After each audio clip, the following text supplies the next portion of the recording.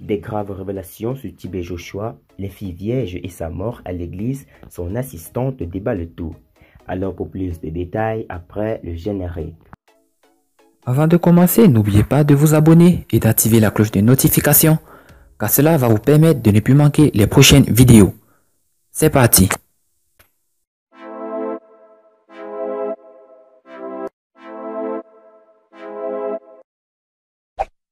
L'ex-assistance du pasteur évangéliste Bisola Johnson a allégué que Feu Tibet Joshua couchait avec beaucoup de jeunes filles dans son église.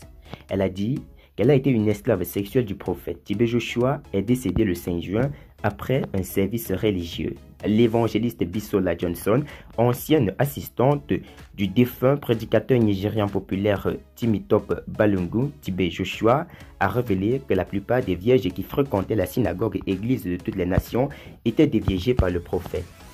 Elle déclare avoir été aussi une esclave sexuelle de Tibet Joshua.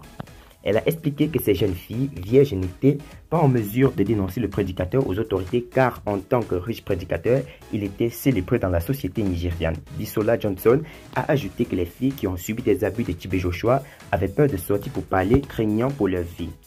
Je parle de Tibet Joshua depuis 2008, mais il a utilisé tout le pouvoir et tout ce qu'il avait pour supprimer ma voix. Si je parle aujourd'hui, c'est par la grâce de Dieu Tout-Puissant.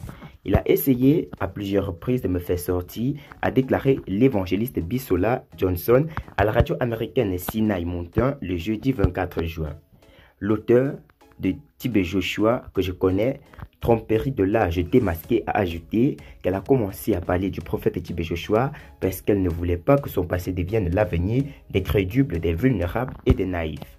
Parlant de son expérience au synagogue, Bisola Johnson a indiqué qu'elle est restée avec l'église pendant 14 ans et parce que le défunt prophète était un super puissant, il était réticent à libérer ses esclaves.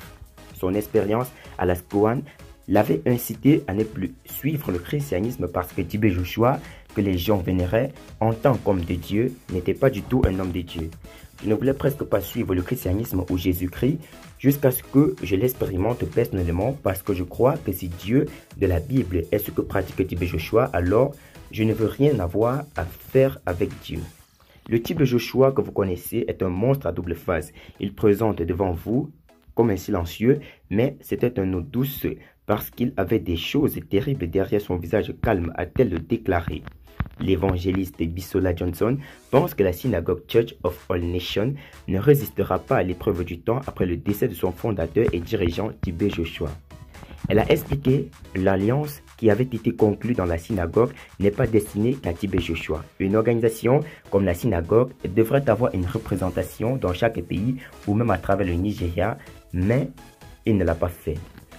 Nous qui avions été des disciples de la synagogue savions que Tibet Joshua a oué 24 personnes comme ses lieutenants et comme ses prophètes juniors qu'il a changé pour être ses sages, a-t-elle ajouté. Au moment où Tibet Joshua a perdu le souffle de vie, seulement deux, Raphaël et Chris, étaient avec lui, tous les autres sont morts ou l'ont abandonné. Ces personnes qui ont enfilé sa part l'organisation appelée synagogue les a dénoncés et niés. Tibet Joshua ne veut pas qu'aucun de ses pasteurs lui dévance.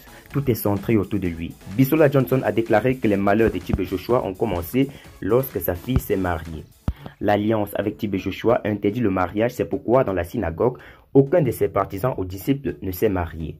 On est resté avec lui 20 à 20 ans, pas de mariage. Lorsque sa fille s'est mariée en décembre dernier, Tibet Joshua a commencé à être malade. C'est à cette époque qu'on a commencé à fermer la synagogue. À cette époque, sa femme Evelyne a insisté pour que la fille se marie et il est mort en vomissant du sang, a-t-elle déclaré à Echo Shoulder sur Sinaï Mountain Radio.